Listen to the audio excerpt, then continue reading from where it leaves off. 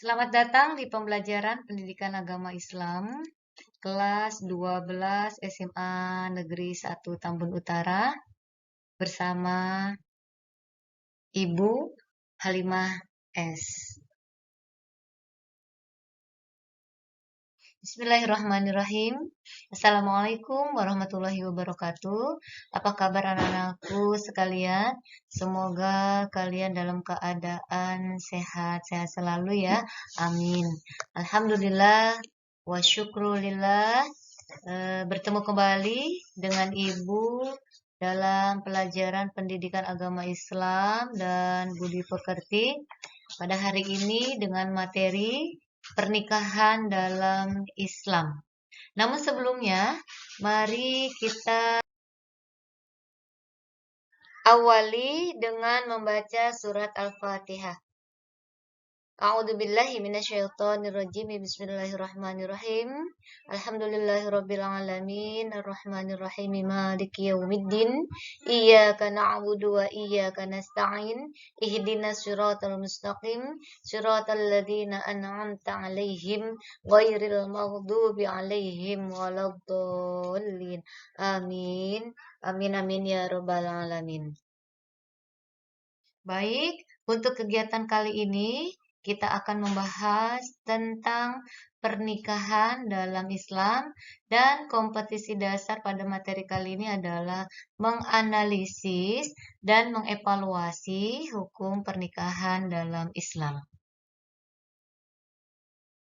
Pokok-pokok pembahasannya adalah pertama, proses menuju ke jenjang pernikahan, kedua, definisi pernikahan, ketiga, definisi pernikahan menurut syara, keempat, dasar hukum pernikahan. Kelima, tujuan pernikahan. Keenam, hukum pernikahan. Ketujuh, pernikahan yang terlarang. Dan terakhir adalah rukun pernikahan.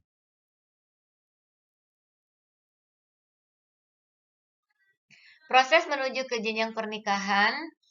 Pertama, mencari pasangan yang baik. Lalu selanjutnya adalah melakukan salat istikharah agar pasangan yang kita pilih betul-betul sesuai keinginan kita. Selanjutnya adalah ta'aruf. Ini juga bagian dari proses menuju pernikahan. Selanjutnya adalah melamar. Melamar ini juga adalah adat istiadat kebiasaan kita masuk kepada proses ke jenjang pernikahan. Terakhir adalah ini proses menikahnya, di mana kalau betul-betul kita sudah meyakini akan pasangan yang kita inginkan. Definisi nikah itu sendiri adalah menurut bahasa zakaha atau berhimpun, jawaza atau pasangan.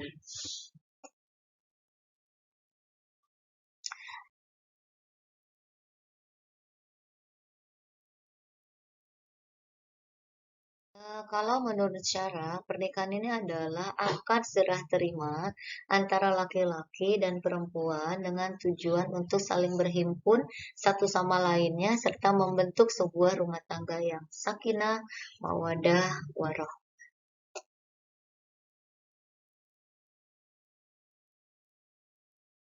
Dasar hukum pernikahannya jelas dalam Al-Quran surah Ar-Rum ayat 21 yang berbunyi A'udzubillahi minasyaitonirrajim. Bismillahirrahmanirrahim.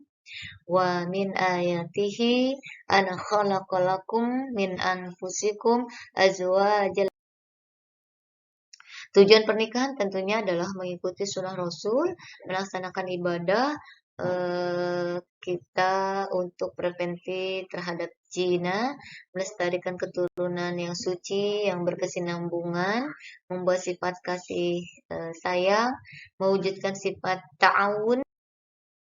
Pernikahan ya, tentunya pernikahan ini wajib hukumnya bagi seseorang yang sudah mampu secara finansial dan juga sudah pada posisi yang sangat berisiko jatuh kepada perzinahan.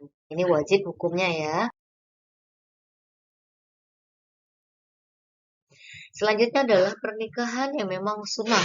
Artinya disunahkan mereka yang mampu namun masih tidak merasa takut kepada masuk kepada zina, ini disunahkan. Selanjutnya bagaimana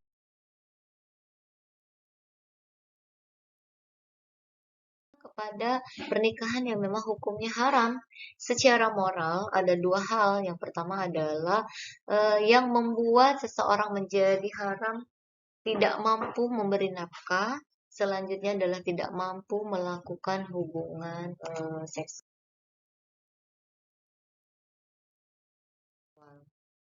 Selanjutnya pernikahan yang makruh hukumnya orang yang tidak punya penghasilan sama sekali, ya, yang tidak sempurna kemampuan untuk berhubungan dan juga hukumnya ini makruh, ya.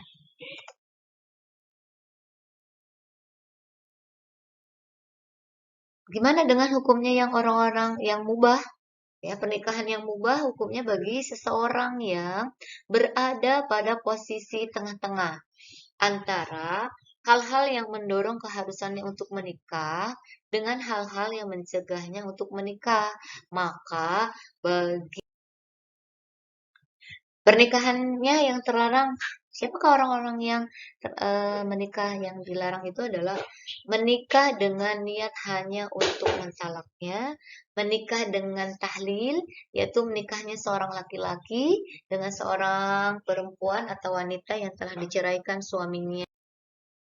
Rukun pernikahan tentunya harus ada mahar, ijab, lalu kobul, ya, calon mempelai pria dan wanita, lalu juga ada wali dari calon wanita.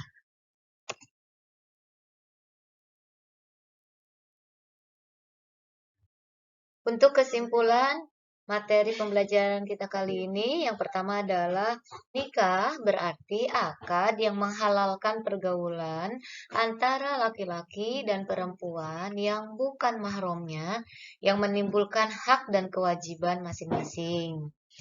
Selanjutnya adalah para ahli fikih sependapat bahwa hukum pernikahan tidak sama di antara orang yang mukallaf. Ketiga, Al-Quran telah menjelaskan tentang orang-orang yang tidak boleh atau haram dinikahi sesuai dalil dalam Quran Surah An-Nisa ayat 23 sampai 24. Dan selanjutnya, kesimpulan selanjutnya yaitu tentang jumhur ulama, sebagaimana juga mazhab Imam Syafi'i mengemukakan bahwa rukun nikah yaitu ada 5, calon suami, calon istri, 2 orang saksi, sigot, ijab kabul, dan ijab kabul. Selanjutnya yaitu di antara pernikahan tidak sah dan dilarang oleh Rasulullah Shallallahu Alaihi Wasallam, yaitu pertama adalah pernikahan mut'ah, pernikahan syigor, pernikahan muhallil, pernikahan orang yang ihram atau yang sedang melakukan ihram, pernikahan dalam masa iddah, pernikahan tanpa wali, dan pernikahan dengan wanita kafir selain wanita-wanita ahli kitab menikahinya muharram. Selanjutnya, kesimpulan yang keenam atau terakhir yaitu pernikahan yang melahirkan kewajiban antara masing-masing pihak suami dan istri. Kewajiban tersebut meliputi kewajiban timbal balik antara suami dan istri, lalu kewajiban suami terhadap istri seperti mahar dan nafkah, kewajiban istri terhadap suami seperti taat kepada suami. Demikian anak-anakku sekalian, dan untuk tugas kali ini nanti silahkan kalian melihat di Google Classroom masing-masing. Lalu untuk pertemuan yang akan datang, kita akan melanjutkan ke materi kompetensi dasar menyajikan prinsip-prinsip pernikahan dalam Islam. Dari Ibu ucapkan Tetap semangat, tetap menjaga protokol kesehatan, dan tetap stay at home, ya. Tetap kalian di rumah. Dari Ibu cukup sekian. Wassalamualaikum warahmatullahi wabarakatuh.